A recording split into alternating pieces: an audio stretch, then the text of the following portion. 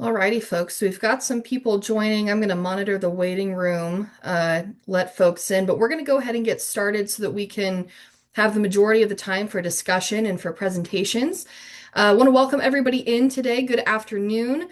This is our second session of the Municipal Education Series on microgrids. My name is Rachel. I'm a program consultant with GEO. Before I turn this over to Michael in the group that we have here, I just want to set the scene a little bit for us, some rules of the road, if you will. First things first, just like the first session, this session is going to be recorded. It will be posted on Geo's YouTube channel later this week. During the presentations, I will put the link to the first session in our chat here. Folks should have gotten an email from me before we got started as well. But I'll be posting that link here in the chat too. We do ask that everybody keep their mics off and their cameras off during this presentation. Michael and our speakers are going to be doing a Q&A at the end. We are not able to stop presentations for Q&A, unfortunately, but we will we will have some time at the end for that Q&A. If you do have questions during the session, feel free to drop those in the chat. We'll be collecting them there. And then at the end, folks can raise their hands, come off of mute, and ask questions when Michael calls on you. Um, and then finally, if you're having any technical difficulties, feel free to shoot me an email. I will put my email in the chat as well. And with that, we'll go ahead and get started. While Michael is teeing up our speakers, if everybody could drop where they are located in Ohio in the chat here, we'd love to see where everybody's calling in from. So, Michael, I will hand it over to you. Thank you, Rachel. Very excited to be here this second session at the afternoon on a Tuesday on a very cold day in Ohio. So anybody not in Ohio, it's very cold up here, which I believe it's cold in a lot of the country, but that's okay. We're going to get through it anyway. The theme of the day, if you couldn't tell, are quarter zip sweatshirts. That's where we're at because it is awfully cold. Again, my name is Michael Benson. I am the board president of Green Energy Ohio and electrification consultant as well. And today on this session, we are going to discuss the stacked values or all the benefits you can get from a microgrid for your municipality. And we're going to go a little bit deeper in than what we did before. We kind of touched on it, but didn't get really deep. So, well, just looking at what's available, and I hope you guys all love my graphic with the stack of books there.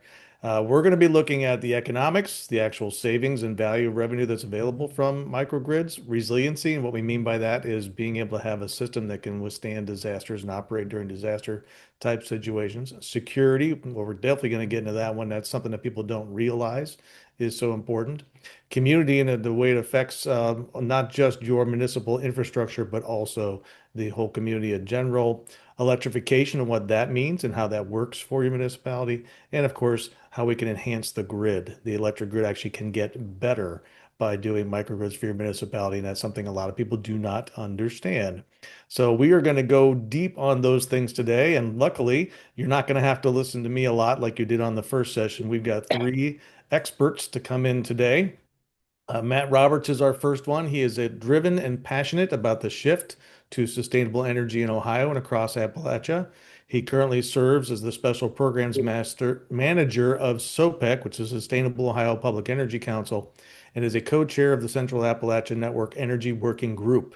He has dedicated the first 10 years of his young career to community-driven sustainability efforts, which is why his community perspective is essential here for us.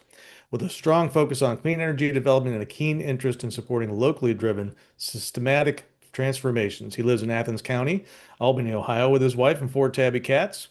By the way, in Appalachia, all our speakers are from Appalachia today. This is truly a pleasure.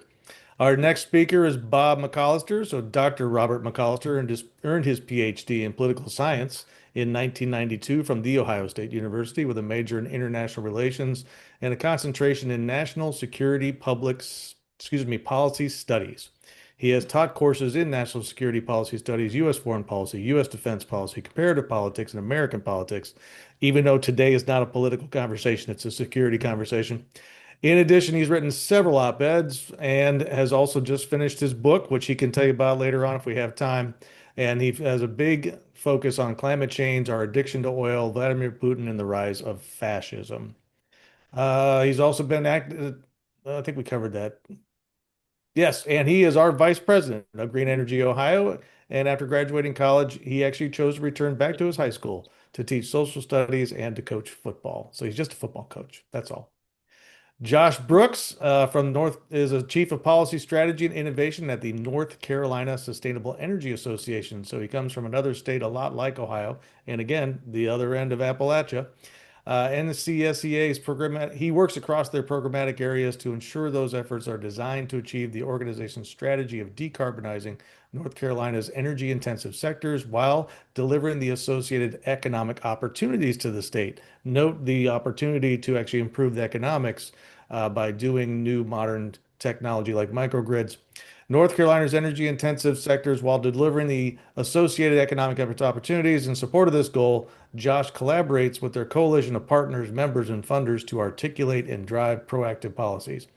Mr. Brooks has held numerous consulting, power developer, and utility roles throughout his career. Most notably, he previously served as chief of staff to Amory Lovins, the founder and former chief scientist of RMI, Rocky Mountain Institute, a world-leading energy and economic think tank.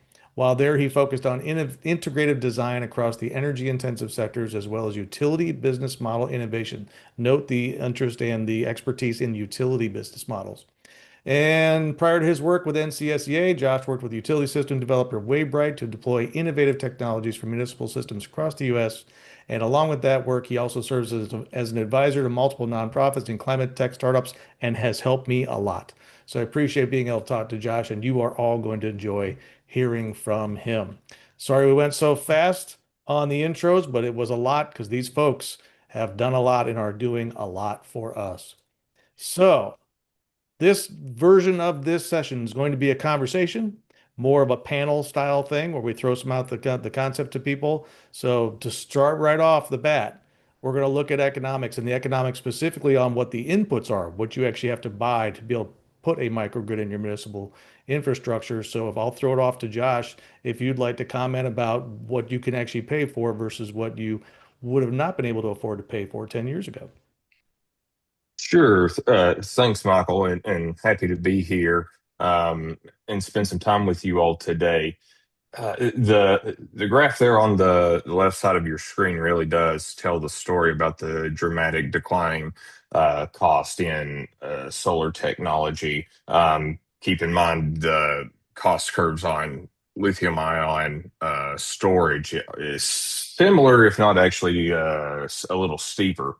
Um, the As it relates to municipal applications, the thing that I would stress to this group is that municipal utility structures do offer more interesting finance options that are out there. So, for example, you can look at municipal bonds as opposed to going to the private capital markets, which may come, well, certainly which would come with a higher interest rate. Now, the question that you'd have to ask yourself is the depending on your power supply contract structure is how much of that can you get away with, right? So this would be the agreement from the larger wholesale power provider to the municipality and how much flexibility they may or may not have on self-generating. But the point is largely the same at the end of the day. The capital cost of this equipment is just much more easier to obtain for a properly public owned entity. What I love about that is Josh accidentally told you about session five. Session five will be financing, which is ideal. One of the ways to finance purchasing this type of technology, because it does provide a return to you, which is going to be our next slide. That return actually makes it an investment opportunity as compared to a cost. But there are other pieces or other components of a microgrid, and there's been difference in what you could afford to do or what you can do. I'll give one simple example. Every time I bring up, have you looked at a battery? They always say they're too expensive. And that's a huge change. And Josh alluded to that as well. And I did put it on the second slide that the cost for energy storage ready to go in a box to be put on the ground has dropped down to around $100 uh, per kilowatt hour, which is, as you can tell, just from 8, 9 years ago, a huge difference. And that's why this is one of the biggest topics that we're discussing today. But other than that, Matt, what have you seen regarding economics related to the types of system that we actually want to put in? Yeah, well, first off, thanks for having me. It's great to be part of this conversation. We'll see if one of my tabby cats makes an appearance today. But yeah, we've definitely been paying attention to these cost curves. It comes up in reality when we're talking with our municipal members. They're seeing the cost to be a community go up, and a lot of that is the power that they're paying for. And the discussions we're having with them right now is how much of that can we take ownership of? And that's kind of to the point of the total cost of ownership and making this investment decision is municipalities have a long runway. They're likely going to be around for decades, hundreds of years, as they already have been, because they serve an important piece of making communities possible. So, a big thing that we're talking with them about is identifying what is driving the cost of electricity to go up, not just for their own operations, but for the residents and small businesses, our customers through our aggregation program, and the folks that they serve directly with their services. Um, and then also, thinking about what strategies we can kind of deploy to reduce those costs and again take ownership of that structure. And microgrids is a really good lens to think about that through. Owning the generation and the storage of power for your needs. One of my favorite parts about microgrids, especially based on renewable energy, is the inputs. So Bob McAllister, the input being different between buying a generator where you have to go buy fuel and operate it with fuel all the time compared to a renewable energy based and energy storage based system. But the economics there, can you comment on that? Well, I mean, when you just look at the levelized cost of energy over time, the biggest problem with fossil fuels is that you're always buying stuff and then burning it. And when you make an investment like this, like the solar panels I have in my house, I paid for them one time and well, it's pretty sunny outside right now. So they're paying for themselves. I have an electric car, I got an EV, drive on sunshine, drive on sunbeams. Once you make these upfront investments, if you're talking about, and Michael knows this, I preach this all the time. If you're talking about a public school, if you're talking about public schools and they invest in building their own solar panel or buying their own solar panels, building a microgrid, that investment is going to pay off over time. Um, and it's just I mean, the solar panels now are commodities. People are making, putting them on their balconies and building fences out of them. And with the dramatic cost in battery prices, and this is something I tell audiences all the time, fossil fuels are commodities. Their prices will go up and down with supply and demand, with crises like if some crazy dictator invades Ukraine, the price is going to skyrocket. These are technologies, solar panels, batteries, those are technologies, and their price will go nowhere but down. The most expensive solar power, battery power is today. Tomorrow it'll be cheaper, and the day after that it'll be cheaper. I think battery prices dropped 40% in 2024 and 2025. According to this graph, it's 31%. That's just going to continue to happen. By the way, depending on how you calculate the price of the commodity or the battery, for example, this is the example of a turnkey storage system. In other words, ready to go, drop it in place, not a storage system to be built and designed. It's different for a car. This is for if you want to buy basically a box of batteries and attach it to your building. That dropped 31% just in the last year. But the most important thing from my perspective, when I look at the total cost of ownership or the levelized cost of energy, is to look at, is it affordable compared to the other options? So on this particular slide, we'll go back to Matt, looking at the demand that we need on the top left. How can we meet that demand on time and on price based on what we can do with microgrids versus the other options? Yeah, kind of picking up where I left off. The the big driver of cost is just delivering electricity in the first place and managing the whole network that we've built.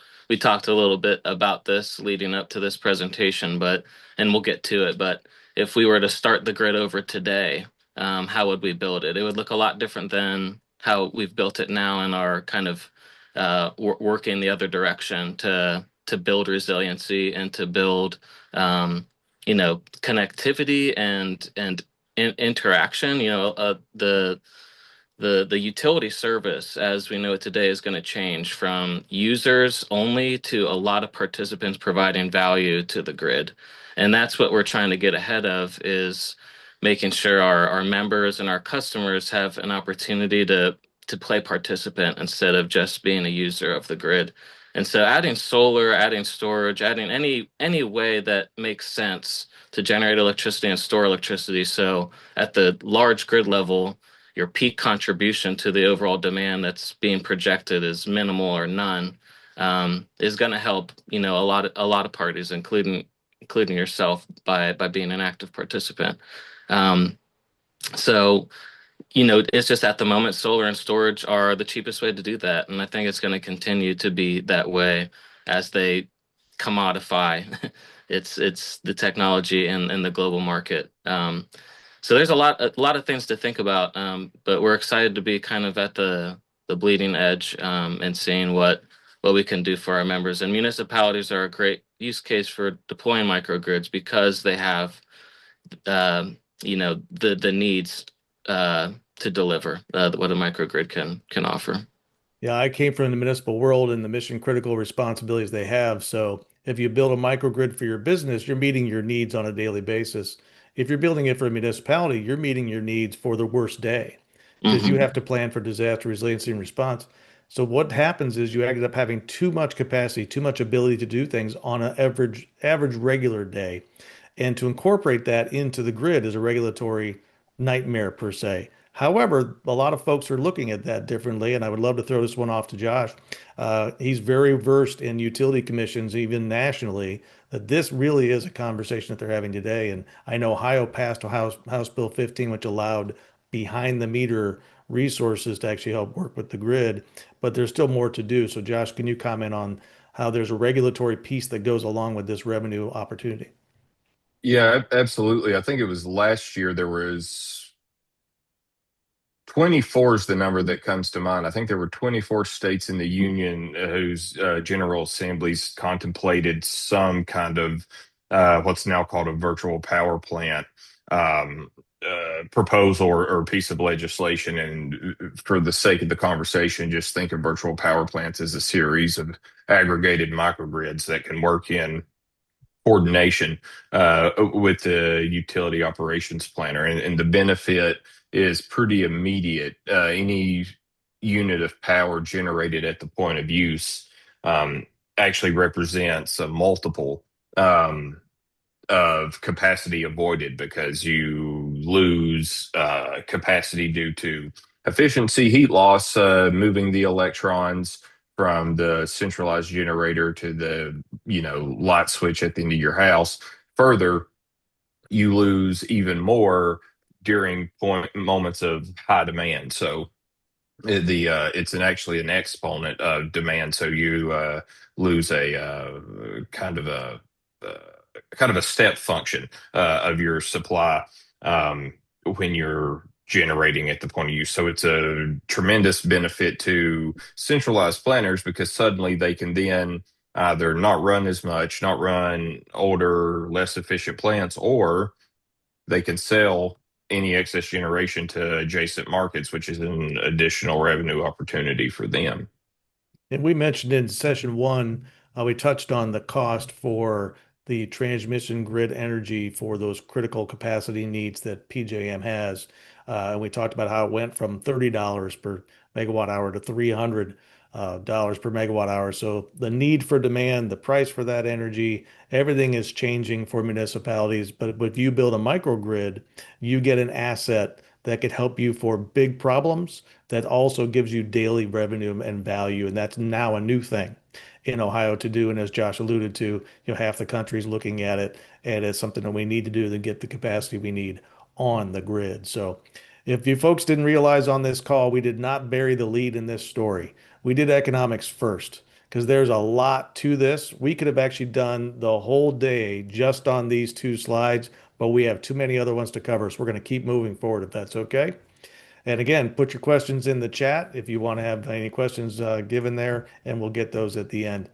Another value to having a microgrid for your municipality, and this is actually the one that got me into this whole concept, was how am I going to be able to support electric tools, equipment, and response vehicles, things like that during a disaster? How in the world is going to this work? And then found out that a microgrid is that answer. So I'll turn this one to Bob, if you don't mind, and talk about how valuable having that energy system is for you if you are a mission critical first responder.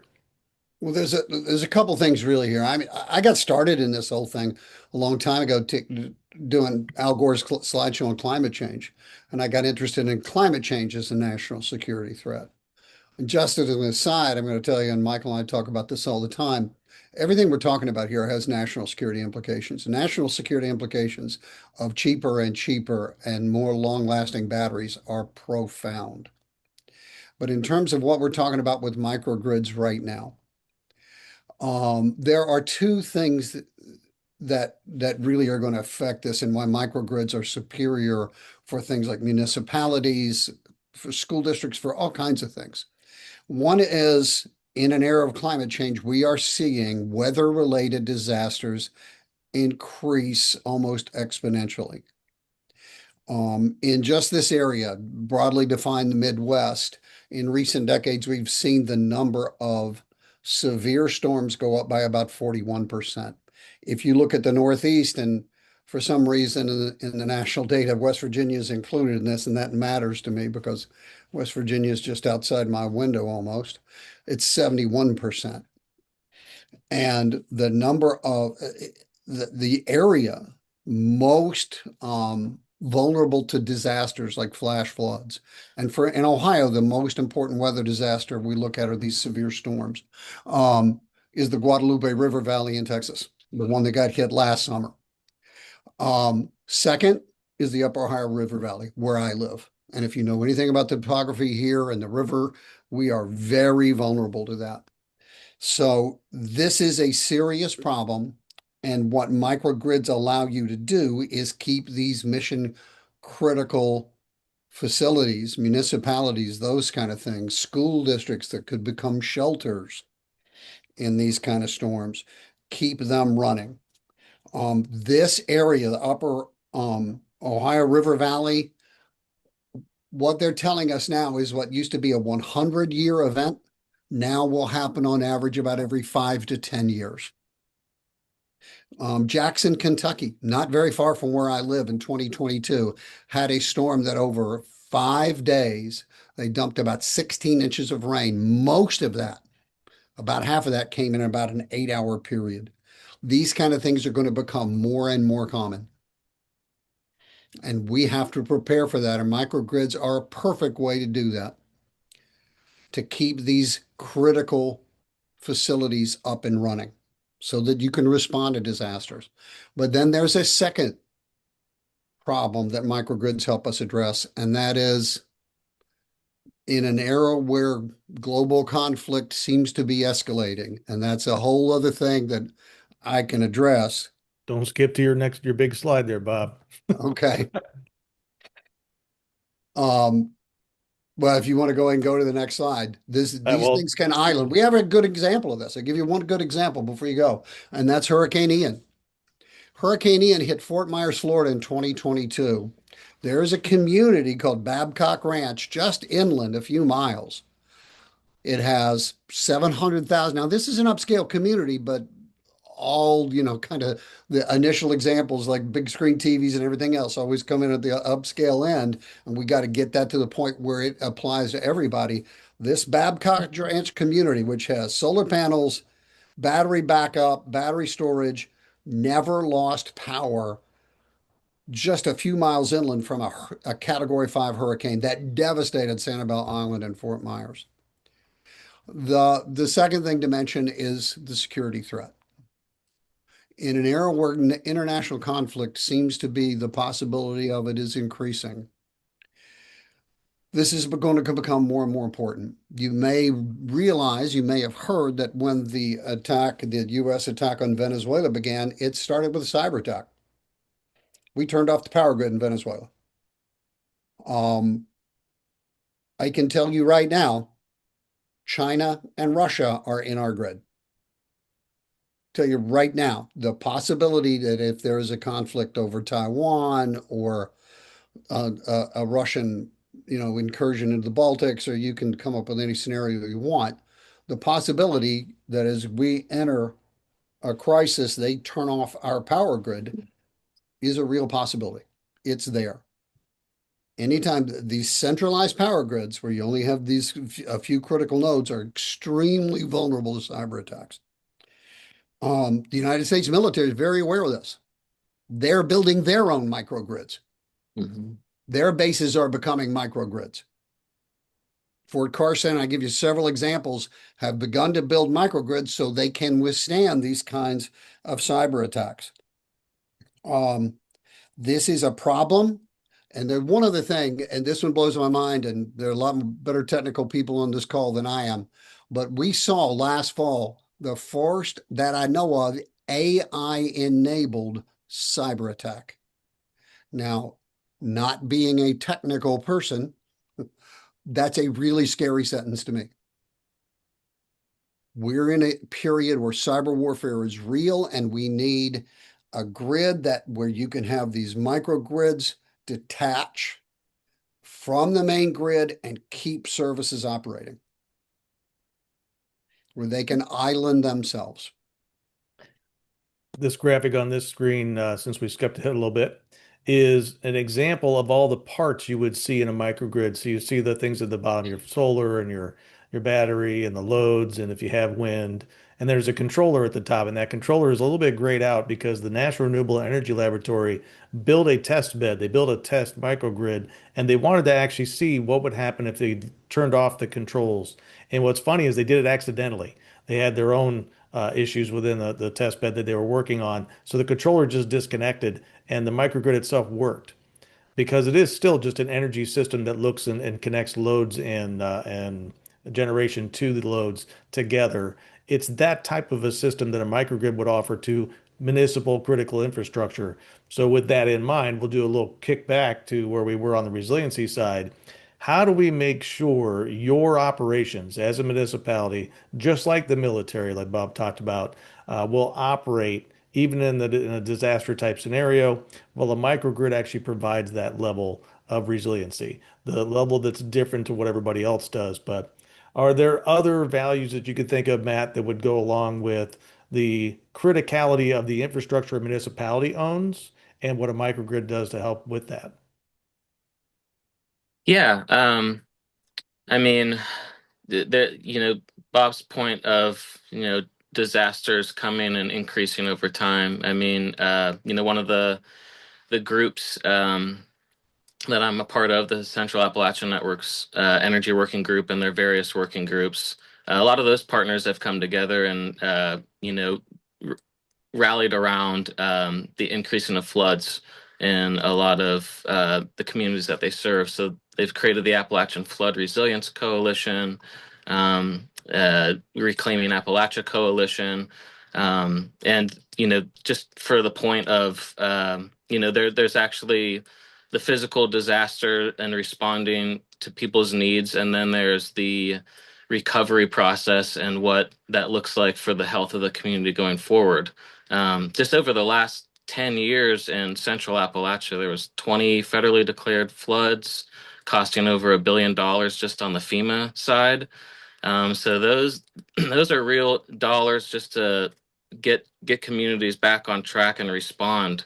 But the impact that it creates to local connectivity and enterprises is something to consider too. And I think what we're going to see over time is, municipalities leading the way in developing microgrids for that critical mission need, but then clusters of enterprises coming together and creating microgrids as well. I can see food businesses doing this, at farmers market locations, developing microgrids for food storage and food distribution, so that those types of efforts aren't um, uh, a problem either, and then can continue to kind of build economic activity.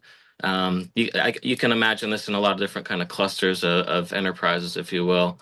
Um, so ensuring that when these problems do come, there's at least power around, and a lot of what was going on before can still happen. And I think you'll also begin to see micro grids, if you will, to serve what sociologists call third places, anywhere that isn't work or home, where people can gather and recreate and build real community. We're going to see a lot of development around just making sure that there's lighting and recreation activities that require power that are around. So once you open up the resiliency kind of lens, you realize that there's a lot of different components to resiliency, and that we still need connectivity and it, interaction on a various different levels to make sure that we're truly resilient for the long term. I like how we kind of ended up putting resiliency and security together. But if you think about it, resiliency is a component of security. And this can be, again, a very complicated topic. There's a reason we spread out this series over 6 1-hour sessions. Even this section, just by itself, security resiliency can be a long conversation. And somebody who's lived through some of the worst of it is Josh down in North Carolina. We're going to do a deep dive on Hurricane Helene specifically on session 6, so we can learn the lesson from somebody else who went through some stuff and what North Carolina is doing. But if you wouldn't mind touching on that, kind of wrapping it up on the security and resiliency side, Josh, have you got anything else you want to add to this conversation? Yeah, absolutely, and thank you for it. I mean, as y'all well know, Hurricane Helene was just devastating to southern part of Appalachia, North Carolina, and in particular Asheville. Um, we deployed 50 microgrids in response to that event to help just deliver relief where it was needed. The thing that I would emphasize in this conversation is the rapidity of which you're able to deploy systems for very specific purposes. Ventilators is a really good example coming off of, we've kind of ran away and forgotten about COVID in that situation, but there were still folks who had some kind of respiratory issue and needed that support. So that is just kind of a very acute example. What it's done for our state, though, given the new federal climate and shuttering of some FEMA funding for Western North Carolina, it's made our General Assembly here take a much more proactive stance about uh, cost allocation to rural communities, those that do have some smaller electric system. It's also made the state begin strategic planning around response centers at the university network throughout the state and the community college network throughout the state. So I would encourage you all to think about the the relationship between university systems and municipal systems. They often have the same components in a little bit different of a configuration. So a solution that can be tested at a university can quickly be deployed in a municipal setting. Yeah, this ties in perfectly. This whole conversation about security and resiliency of your own municipal infrastructure provides benefits to the community as a whole. It does a lot more than just provide backup power. And by doing that, you can do a lot more with it. And of course, recognize now if a municipality has a microgrid and can prove that value, that purpose, well, of course, economic development makes sense. That you would be able to provide that to a industrial park or community energy area that you design within your community. Let's say there's a neighborhood that the power always goes out. That'd be a great place for you to work on. So transitioning or translating all of this into community-wide benefits, the graphic on this screen that we chose is the island of Puerto Rico. One of the problems with Puerto Rico is you basically had this grid that if you hit one part of it, the whole thing went down. Well, the idea would be exactly what Josh was talking about, building out the microgrid. So if you look on that picture, every little dot, the small orange dots are those microgrids. But then you connect those microgrids together into mini grids. And of course, those mini grids connect together to make a full grid that is not reliable on all of it being up and operating. If one part goes down, the whole thing goes down. This one, you can just have the area that's affected go down and the rest of the island can support the rest of the community. So with that in mind, that kind of ties into everything you already said. Do we want to add more to this conversation, or did we kind of add to this? Because we kind of hit this as we went along. But Puerto Rico is a perfect example if anybody wants to comment on Puerto Rico. I've got a quick micro, even further Perfect. micro example, and I just got back from 11 days being rum drunk on a beach in Puerto Rico. It was great. Highly recommended for everybody. But I think Bob mentioned Babcock Ranch. There's another development in Florida that takes the same philosophy of the this Puerto Rico map and really scales it down to the community level. Forgive me, I don't know I've forgotten the name of the development, but it was a direct current microgrid that worked on the same philosophy as a network system where it was almost a spider web. Each house was connected to each other, but also it was a broader circuit. And the design thinking there was any one house can go down, any accident can happen that can sever a connection between one house and the other, but the whole circuit doesn't go down. There's redundancy built into it. The houses also generate for each other and store for each other because not everyone needs the same power at the same time. These were resilient systems that withstood the hurricanes there as well. But the same fundamental design philosophy can be taken from the neighborhood scale all the way up to the broader grid. Yeah, so for municipalities of a certain size, so let's look at cities that have 10 fire stations. So let's say you're a Youngstown, you're a Canton, you're an Akron, you're a Toledo, you're one of the three C's, you're a Mansfield with 5 fire stations. Your fire stations are distributed around your community. So if you would put a microgrid on your fire stations, you've now put microgrids around your community. You get that positional or locational resiliency as well as having the energy systems that you'd want to have there. So there's just so many aspects to what you can do depending on your municipality. Of course, if all of your municipal infrastructure is in one spot, well, then you can make that one spot better, and that's a good hub. And resiliency hubs are a concept. So today would be warming center day. So warming center day, if you are in Baltimore and you are a resiliency hub and you're providing a warming center, you have a microgrid on that facility. That way, if everything else falls apart, you're still up and running and the warming center doesn't fail. And the same thing happens in reverse for summertime. If you become a cooling center, and now the same thing, your resiliency hub has a microgrid to make sure it doesn't fail. So just a lot more benefits and values in doing this type of thing that hits more areas than just your particular municipal infrastructure. And I'm going to tie this into Ohio specifically, the community energy bill on the right-hand side of the screen. That has passed our House, and it had passed, I think it was pretty much unanimous in the House, and is now over to the Senate. And we aren't particularly telling you that you have to go buy renewable energy to power your microgrids. There's other options you can use.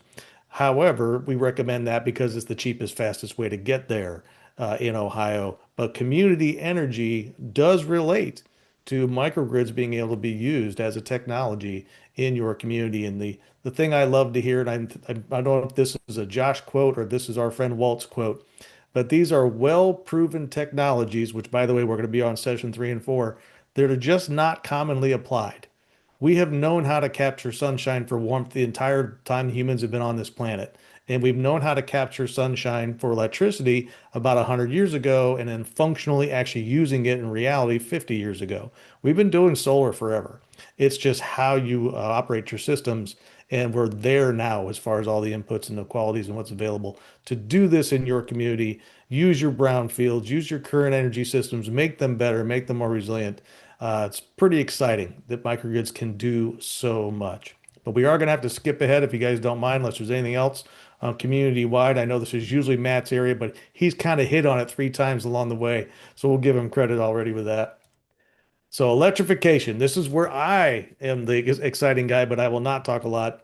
This is where I got into. How are we going to be able to have electrically powered devices in vehicles and use them and make them work if our responsibility as a municipality is 24/7, 365, even when there's a disaster? So microgrids do support that level of operations, and I'll throw it out to anybody who wants to cover on that one, but I think Matt might have an idea. Yeah, yeah, I'm not sure where to go with this exactly. I mean, I Think think about Logan, Ohio. Use that example. Yeah, well, yeah, Logan, Ohio, they were one of the first you know, municipalities, police stations to get an electric vehicle for their police operations, and we provided some money for the charging stations and began conversations of, what if this location looked like a microgrid? I think those are still alive, but it's a bigger consideration of this issue of like, well, when do we pull the trigger? Because we are going to be electrifying a lot of things over time, and how do we add to this, and how do we kind of ensure maybe positive cash flow, or no interruption of service as we kind of unwind this a little bit. But it's an interesting dilemma that we face, because I think the shift to electrification is better. It's a more efficient use of the raw energy that we have, just electricity versus, fuels, or any other kind of mechanical system that isn't as efficient. Um, and the connectivity of all of these things, the Internet of Things concept, which any more appliances have this, or they're planning to have this kind of built in. How can you squeeze the value out of that, and how can you um, you know schedule different things to run, and how can you uh, automate this as much as possible. Again, going back to that idea of how do we become more of a participant and provide services to the grid rather than just a user. So it adds a little bit more complexity to you know, if you just focus on the mechanical nature of building a microgrid, the wires and boxes and such. Um, but I think with that challenge opens up a real big opportunity for certain areas, certain buildings, to really provide a good service to, that particular node or that particular circuit that it's on. Um, so we'll have to see where it unfolds, but it it's definitely leaning towards exciting rather than terrifying. As usual, you teed it up perfectly. Municipalities have always looked at putting in a generator to meet the loads I have to meet, those critical loads of your facility, or a big enough one to run the whole facility. But if I'm electrifying my facility, I'm going to need more energy, more electrical energy. But overall, I will use less because your overall use of energy, your energy efficiency, can be taken care of, and then you'll be able to size your microgrid at a better level for you. But what's interesting is, and people have always started off with the generator side, it's the idea, the thought process of I want a generator because we've always had a generator. I know how to use a generator. But if I go electrification with these new devices, they're all smart. They're all connected. They're all addressable. They're functional within a bigger system, which is what tees us up again for the whole the next slide, which I think is going to be perfect for Josh to talk about is electrification of your facility makes you part of the electrical system in a better way. You can actually communicate and discuss and participate in the grid that you're on.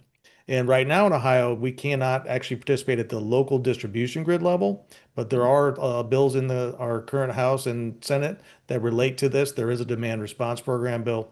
But the idea of bringing modern technology on a location as part of the grid as a system, that's the new thought process, that Internet of Things.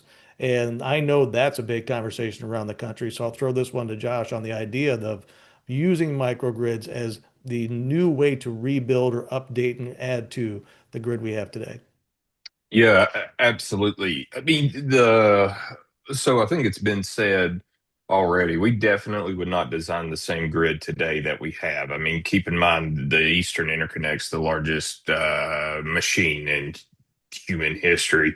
Um, And the reason it is so large is because we know that not one thing operates 100% of the time. And so fundamentally, the grid's already designed to help balance load supply. Um, Drilling in, though, to benefits of community microgrids for the larger system. In North Carolina, we've nearly finished what was a pilot program called Power Pair. This was focused at the residential solar and storage level. Participants would install X amount of solar and storage at their home and then respond to the utility. I think in exchange for participating in the program, they would receive a $50 bill credit. I may be off on my numbers a little bit, but in essence, what it was a way to allow the utility to either slow down or pull power from the storage at the residential level to help meet need at the broader CNI level. Now, not running that generator or the peaker unit, as it would be called in the utility game, the that generator has about a $200 megawatt hour cost associated with it. It's highly expensive to run, whereas the solar and the storage, you're getting closer to around $50 a megawatt hour. So it's by a factor of four, much cheaper for the utility to utilize the solar and storage that you may have as the ratepayer at home. So this made economic sense for the resident who got a bill credit and got a heavy discount on the solar and storage because it was utilized by the utility, but also was a way to prolong existing infrastructure while the utility was going through the process of upgrading distribution and transmission lines to better handle a bidirectional electricity flow. Because one thing to keep in mind is there's a lot of infrastructure renovation that needs to happen in some places to facilitate these bidirectional transactions. So the utility leaned on the functionality of the residential system in order to enable this, which was a great time save for all involved. That tied in nicely, and I think I'm going to throw this one to Bob.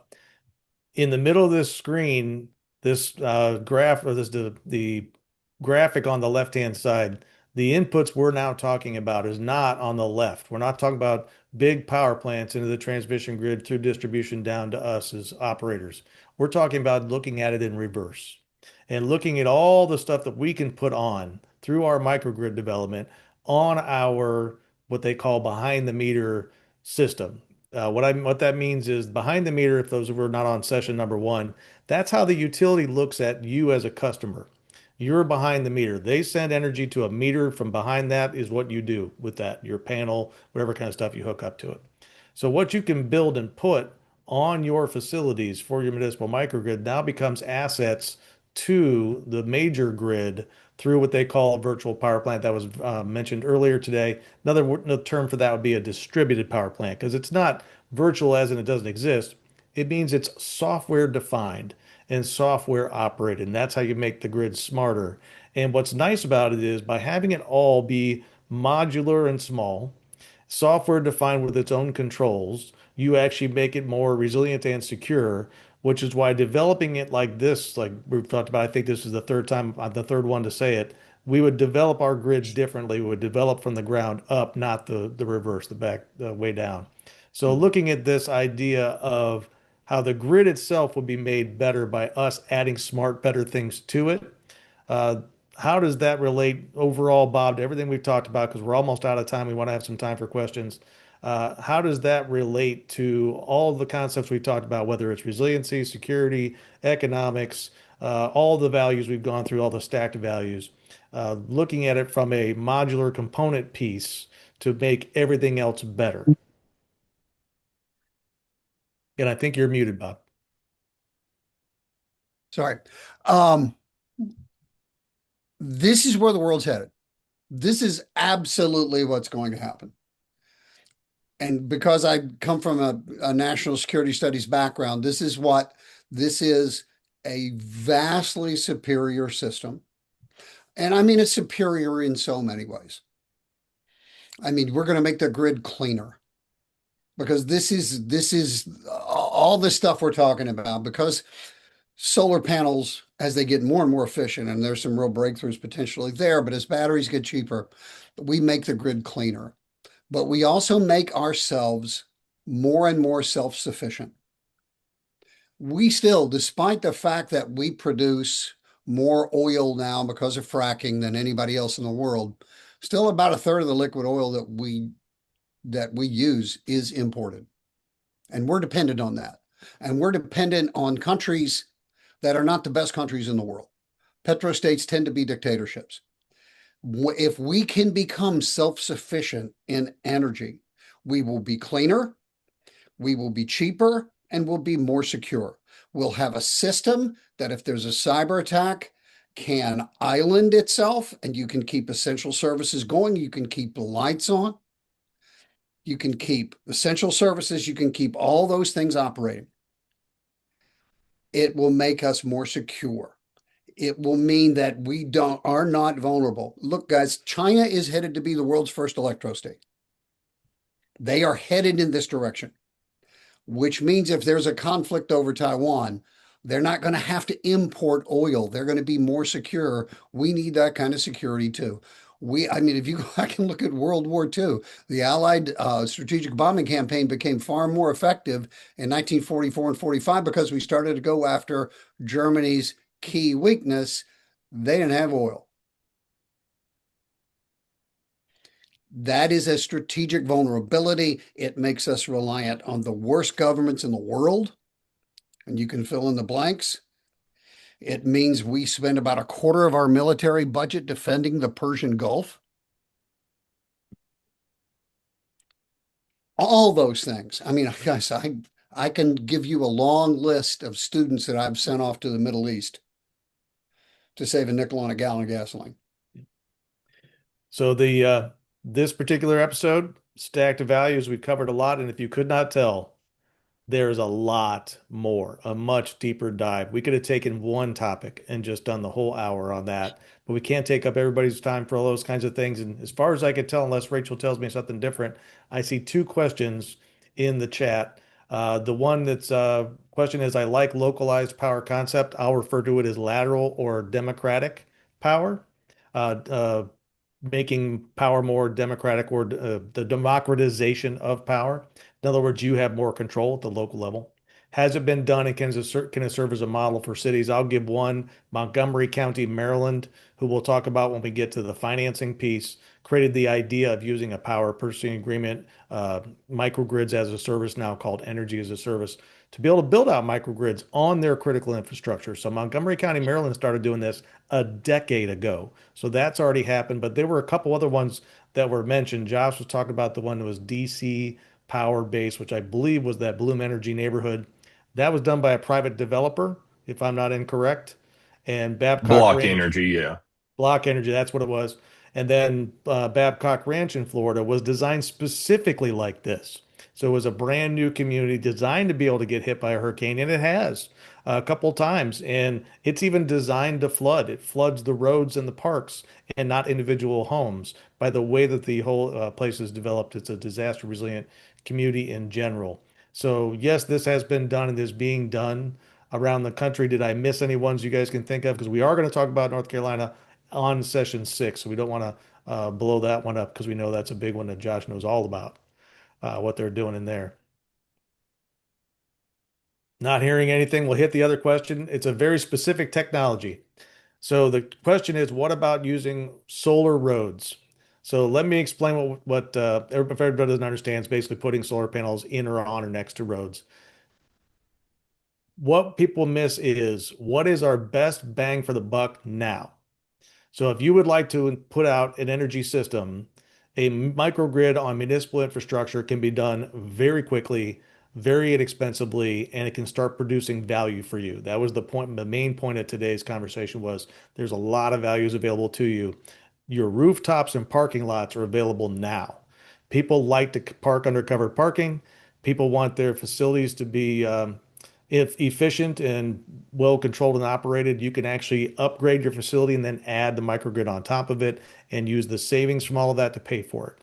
So there's lots of ways to do it, but rooftops and parking lots, we're going to do the low-hanging fruit, brown fields. We'll hit those first. We may eventually get to solar roads, but we probably don't need solar roads because one of the things people don't realize is how much solar there is. There's enough every hour of every day or 1 hour of every day to run what we need for the whole planet, but we need to capture it and use it and make it work. Solar roads are a great idea. We'll get there eventually, but the low-hanging fruit, best bang for the buck, what can you do right now? Rooftops and parking lots and empty fields are the ways to go for the moment. I didn't see any other questions, so we do have a few more minutes. Michael, could I ask a question? This is Philip Hewitt calling in from the Dayton SOPEC office. Yes, go ahead, Phil. Thank you. And big up, Matt. Love learning from my coworkers. It's nice having Matt that I can um, send quick messages to for all my resilient energy questions. But my question is talking about stacking. I'm wondering if there are any success stories of installing microgrid technology with state public infrastructure funding. For example, Ohio EPA funds water and wastewater treatment infrastructure replacements.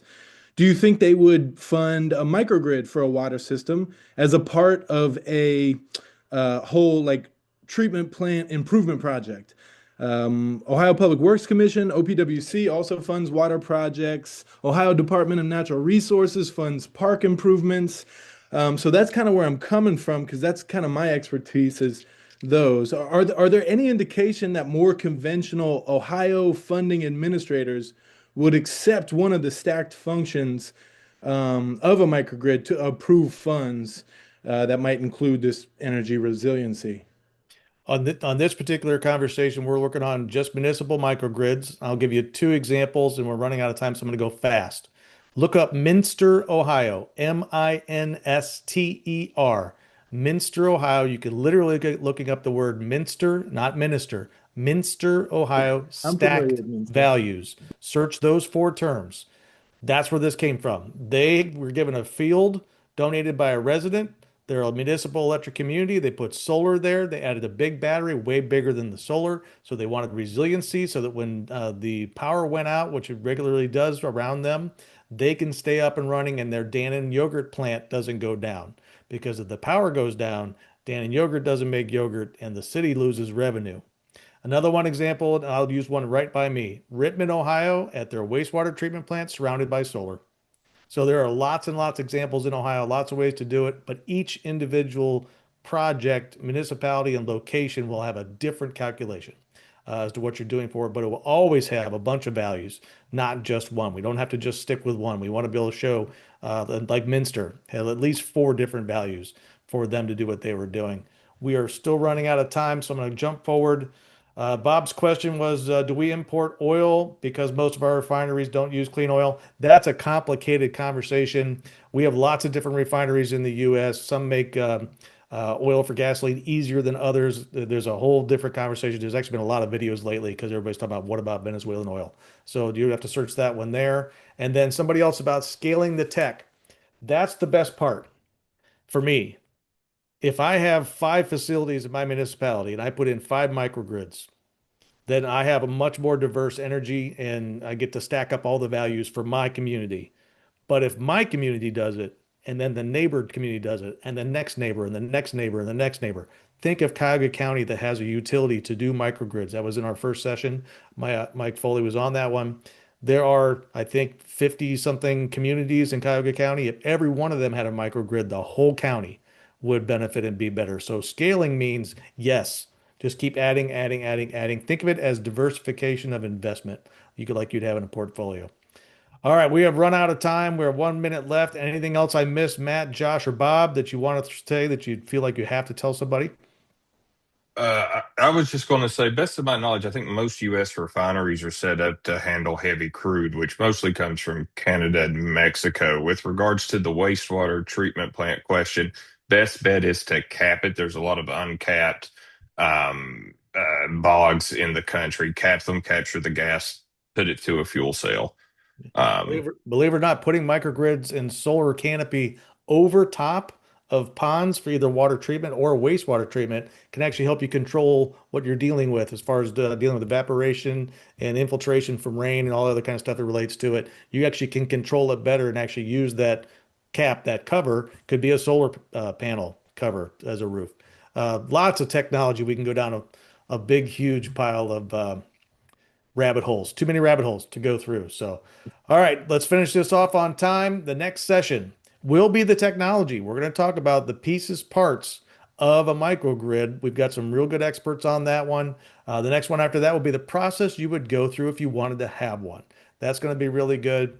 Both 3 and 4, by the way, are going to be led by one of the smartest people I've ever met. Amy Simpkins from Ugrid Analytics was literally a rocket scientist and is now a microgrid engineer, one of the smartest people I've ever met. Session 5 will be financing. We're going to go deep into all the different ways that you can help pay for this and how you can get the values back out of those things. And of course, session 6, I hate to tap into my North Carolina folks, but I'm tapping into my North Carolina folks because they're just leading us a little bit. They're right in front of us. We're going to find out what they're doing and how they did it in North Carolina because of all the disasters that they had to put up with. And they would like to teach you their lesson so we don't have to learn it the hard way that they had to learn the hard way. So that's where we're going the next couple weeks. So the next one will be in 2 weeks from today, which I don't have my calendar in front of me, but 2 weeks today at 1 o'clock. Thank you very much to our speakers, Bob McCollister, Josh Brooks, and Matt Roberts. Thank you all for attending. This will be up on YouTube hopefully by the end of the week, and we'll see you in a couple weeks. Be well and be safe.